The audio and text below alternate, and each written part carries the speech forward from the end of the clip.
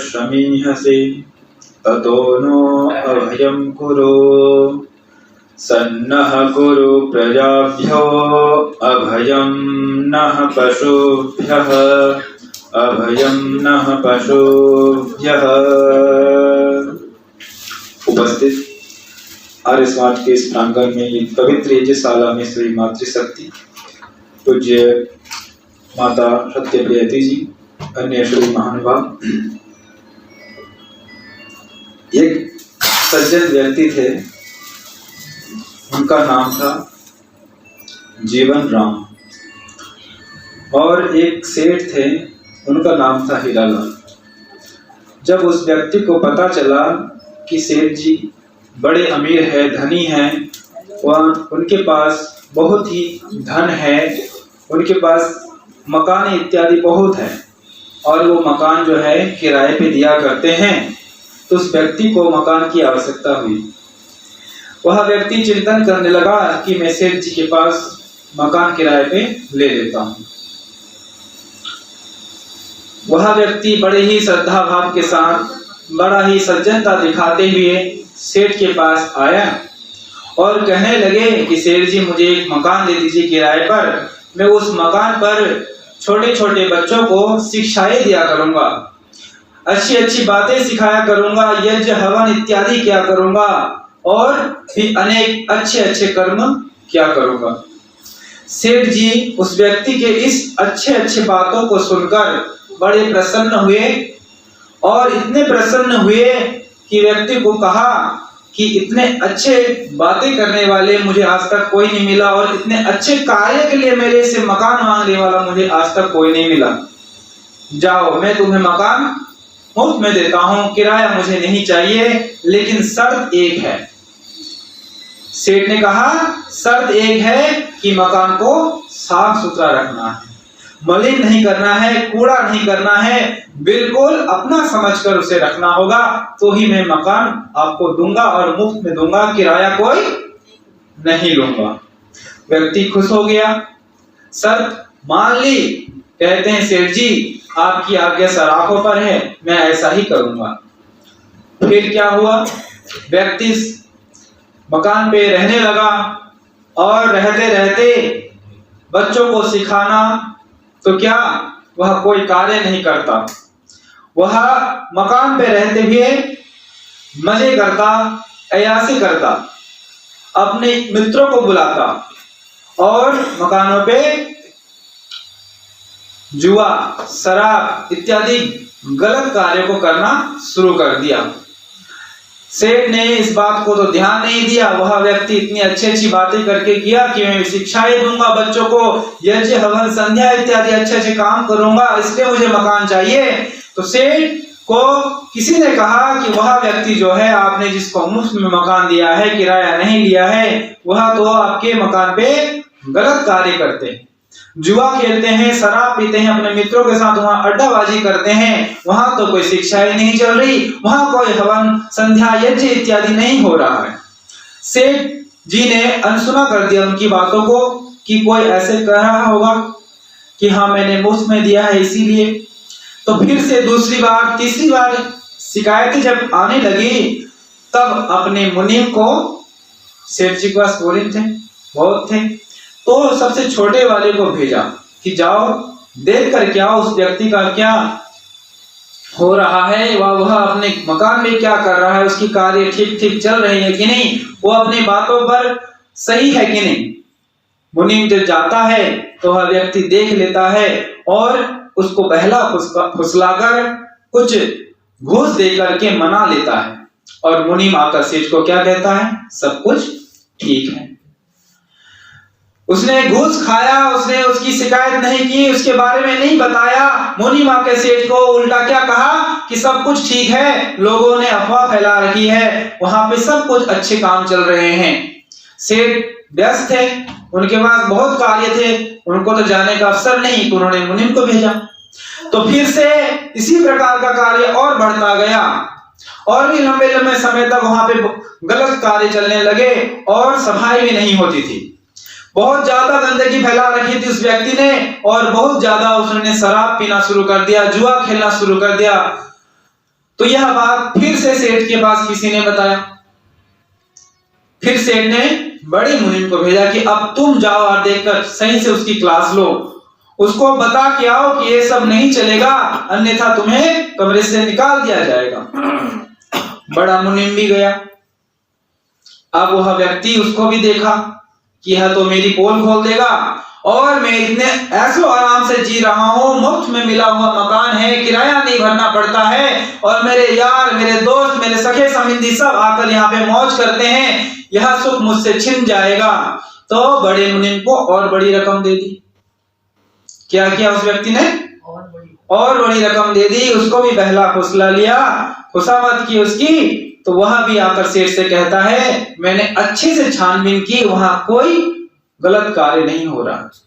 सेठ सज्जन व्यक्ति था, उन्होंने अपने मुनीम पे विश्वास किया, उनको जाने का अवसर नहीं तो उन्होंने मान लिया, चलो ठीक है, यह कहता है तो वास्तव में वह व्यक्ति ठीक होगा। इस प्रकार वो धीरे धीरे और मजे करने लगा। सोचा सेठ तो आते नहीं, उनको तो अवसर ही नहीं है मुझसे मिलने का, मैं यहाँ पे जो मर्जी करूं, किसी को कोई फर्क नहीं पड़ता। और भी ना जाने बहुत ज्यादा गलत से गलत कार्य वहां होने लगे, बहुत ज्यादा से ज्यादा गलत कार्य वहां होने लगे। इस बात की जब सबको भनक लग गई तो सब ने सेठ के पास इकट्ठे होकर जाकर कहा कि वह व्यक्ति बहुत गलत कार्य कर रहा है और बहुत ज्यादा कर रहा है, आप उनको कुछ कहते क्यों नहीं? तब सेठ ने चिंतन किया कि अब बात बहुत ज्यादा बिगड़ गई है। तब उन्होंने अपने बेटे को भेजा। सेठ ने अपने बेटे को भेजा कि बेटा अब तू जाके खुद देख के आ कि वास्तव में घटना क्या है, लोगों ने इतना जब कह रहे हैं तो वास्तविकता क्या है, जाके तू देख के आ। तो बेटे ने अपनी चतुराई से, समझदारी से चुपके से देखा कि हाँ वास्तव में वहां गलत कार्य चल रहा है, और उसको पकड़ लिया और उसको पकड़ के अपने पिताजी के पास लेकर आया कि पिताजी ये वहां कोई अच्छे कार्य नहीं करता है, वहां तो केवल और केवल बुरे कार्य करता है। अब बात चली गई पुलिस तक, पुलिस ने खूब पकड़ा उसको, बेटे से तो बात नहीं बनी, पुलिस को बात चली गई। तो वह व्यक्ति पुलिस को भी घूस देने, रिश्वत देने की सोची और बड़े से बड़े रकम देने की सोची, लेकिन पुलिस क्या था, सेठ जी का वफादार था, या फिर इतने बड़े सेठ थे तो उनकी बातों को आनाकानी नहीं कर सके, तो पुलिस की बात से वह नहीं बच पाया, अर्थात पुलिस के हाथों में दबोचा गया, उसको जेल हुआ, उसको कारागार में डाल दिया गया। तो इस प्रकार वह दो व्यक्तियों से तो बच गया, बेटे से नहीं बच पाया और पुलिस से भी नहीं बच पाया। अंत में क्या हुआ, उसका हाल बुरा हुआ। अंत में वह व्यक्ति पकड़ा गया, वह दुखी का भागी हुआ और न जाने जेल में अब तक कब तक वह रहेगा। तो इस घटना से क्या सीख मिला हमको कि हमें किसी का दिया हुआ चीज है तो उसका सदुपयोग करना चाहिए, दुरुपयोग नहीं करना चाहिए। अब इस व्यक्ति को मैं आध्यात्मिक की ओर ले जाता हूं, इस कहानी को, इस सारे पात्रों को। परमात्मा ने हमें यह शरीर दिया है, यह कौन है, शरीर क्या है, मकान है। आध्यात्म में जोड़िए सारे पात्रों को, आपने छोटा सा कहा, मैंने सुना, याद होगा। तो यह शरीर परमात्मा ने हमें किराए पे नहीं दिया है, मुफ्त में दिया है। ऐसा समझ के हम मौज मस्ती कर रहे हैं और इस पे कुछ अच्छा काम नहीं कर रहे हैं। यह शौच इत्यादि जो नित्य कर्म आते हैं नियम में, वह तो कर रहे हैं, नहाना धोना खाना पीना, लेकिन और भी जो इसमें शुद्धता चाहिए, मन की शुद्धता चाहिए, मन की पवित्रता चाहिए, आत्मा की पवित्रता चाहिए, वह हम नहीं कर रहे हैं। इस मकान का साफ सफाई में ध्यान हमारा नहीं है। तो वह परमात्मा किसको भेजेंगे, मुनीम को। मुनीम अब कौन आएगा, कोई व्यक्ति है, मुनीम है छोटा सा रोग, है ना, क्यों जी, बताओ। अब मुनीम आया, आपको तकलीफ दिया, आपने दवाई उवाई खा के थोड़ा बहुत अपने आप को फिट कर लिया, जवान है, ठीक है, चलो निकलो यहाँ से, चलो, वो मुनीम भाग गया, किसी तरह मान गया, उसको आपने ठीक कर लिया। अब परमात्मा ने देखा कि ये तो बस ठीक हो गया और फिर से मस्ती कर रहा है, और भी ज्यादा से ज्यादा ये अपने आप को ठीक नहीं कर रहा है, तो उसने किसको भेजा, बड़े, बता दीजिए, बड़े मुनीम को। तब अब छोटा मुनीम कैसा था, रोग था ना, तो बड़ा मुनीम कैसा होगा? भयानक, बड़ा लो बिस्तर पे पड़ गए। अब तकलीफ और बढ़ गई और भी न जाने क्या क्या प्रॉब्लम्स होने लगे हमको। किसको? शरीर से ही हो रहे हैं ना। आपने इसको साफ नहीं किया, सुथरा नहीं किया, हमने इसे देखा नहीं, समय पर इसको हमने ख्याल नहीं किया, अब मुनीम आकर इसके छानबीन कर रहा है। फिर भी हमने कोशिश करके, पैसा लगा के या फिर डॉक्टर को दिखा के और भी अनेक अनेक उपाय करके इससे भी हम बच गए। फिर कौन आता है? लड़का, जिससे बात नहीं बनी। उस व्यक्ति ने लड़के को नहीं अपने बस में कर पाया, वह क्या होगा? और उससे बड़ा फंसा बड़ा रोग जिसके हम बस में नहीं हो पाएंगे।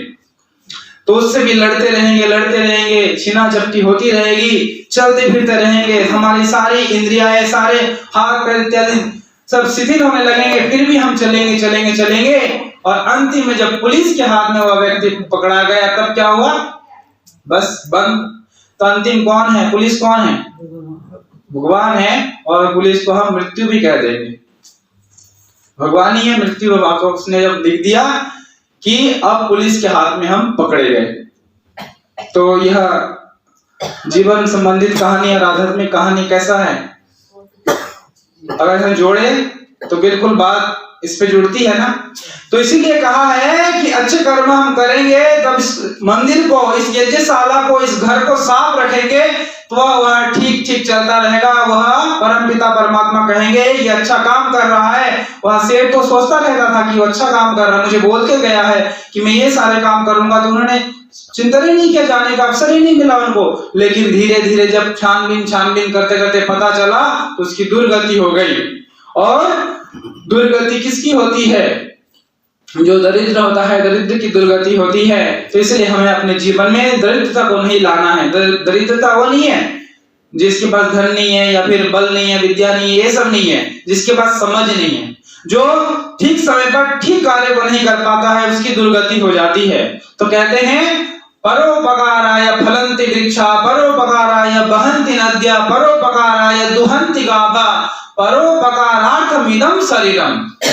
जब परोपकार के लिए पेड़ पौधे फल इत्यादि अपने अपने दूसरों को दे दे रहे, अपनी चीज हम खा रहे हैं कि नहीं? फल फूल, पेड़ के फल खा रहे हैं, पेड़ की पत्तियां ले रहे हैं, पेड़ के शाखा इत्यादि सब हम, वह अपना चीज हमें दे देते हैं, हम यूज कर रहे हैं, वो उपकार कर रहे हैं हम लोग का, परोपकार।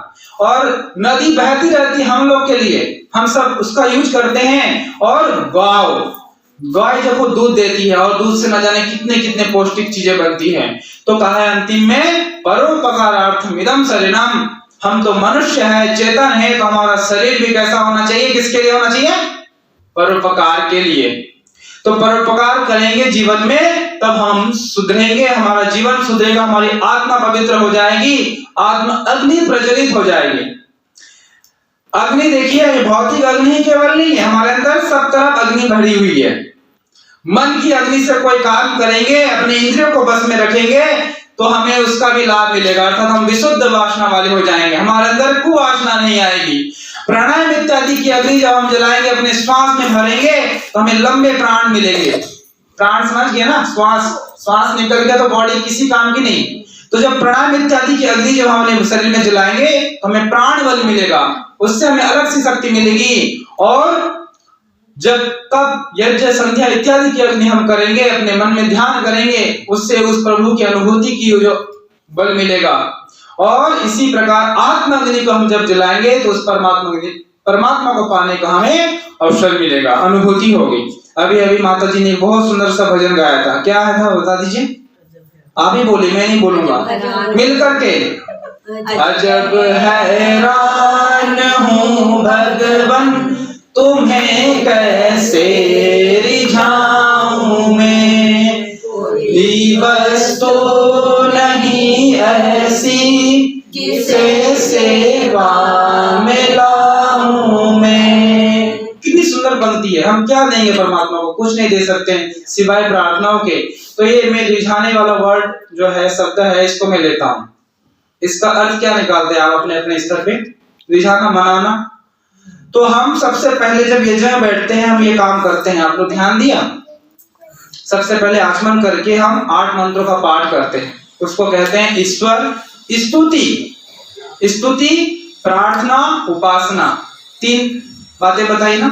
तो सबसे पहले हम स्तुति ही करते हैं, परमात्मा की करते हैं, फिर प्रार्थना करते हैं, फिर उपासना करते हैं। हम सब क्या होते हैं कि हमारी गलती नहीं है, लेकिन हम बोलचाल की भाषा में ऐसे खो गए हैं या समझ नहीं पाते। हम क्या करते हैं, प्रार्थना कर रहे हैं, प्रार्थना करके आएंगे। मैं अभी ईश्वर की उपासना कर रही हूँ, उपासना करके आऊंगी, मैं अभी स्तुति कर रही हूँ। कभी कभी हम तीनों बार अलग अलग भी करते हैं, लेकिन आप तीनों क्यों नहीं करते हैं? तीनों करना चाहिए कि नहीं? आप सब सोच रहे होंगे पंडित जी ने एक ही तो बातें बताई है अलग अलग बोल करके। नहीं, अलग अलग अर्थ है इनका। स्तुति क्या बोला मैंने? रिझाना, मनाना। प्रार्थना मतलब मांगना, याचना। उपासना मतलब गुणगान करना। तो इसको विस्तार से सुनेंगे कहानी के रूप में। कहानी सब ध्यान से सुन रहे मुझे लगता है, इसलिए मैं कहानी से शुरुआत करता हूँ। तो जो छोटा सा नन्हा सा बालक है अपने दादाजी से पहले स्तुति करता है, कुछ चाहिए तो। मेरा कल बर्थडे है दादाजी, तो उसने दादाजी को मनाना है पहले। कैसे मनाएगा? दादाजी के गोदी में बैठ जाएगा, दादाजी के कुर्ते छेड़ेगा या दादाजी की दाढ़ियों को छेड़ेगा, उसका ऐनक को छेड़ेगा और दादाजी की स्तुति करेगा कि दादाजी बहुत है ना, आपकी ऐनक बहुत अच्छी है, आपकी लाठी बहुत अच्छी है, इससे आप कैसे चलते हैं, या फिर आपकी कुर्ता ये बहुत सुंदर लगता है मुझे। दादाजी थोड़े ना खुश हो जाते हैं, होते हैं कि नहीं? हाँ, मुस्का लगाना, जो भी इसको समझिए। अब दूसरा लाइन में आ जाइए, प्रार्थना में आ जाइए। अब मांगने वाली बात आ गई। अब दादाजी खुश हो रहे हैं, दादाजी अब आ गए हैं, अब मुझे मांगने से शायद मिल जाएगा। तो दादाजी कल मेरा बर्थडे है, आपने मुझे क्या देना गिफ्ट में? बोले कि बेटा क्या चाहिए तुझे? मुझे तो साइकिल चाहिए।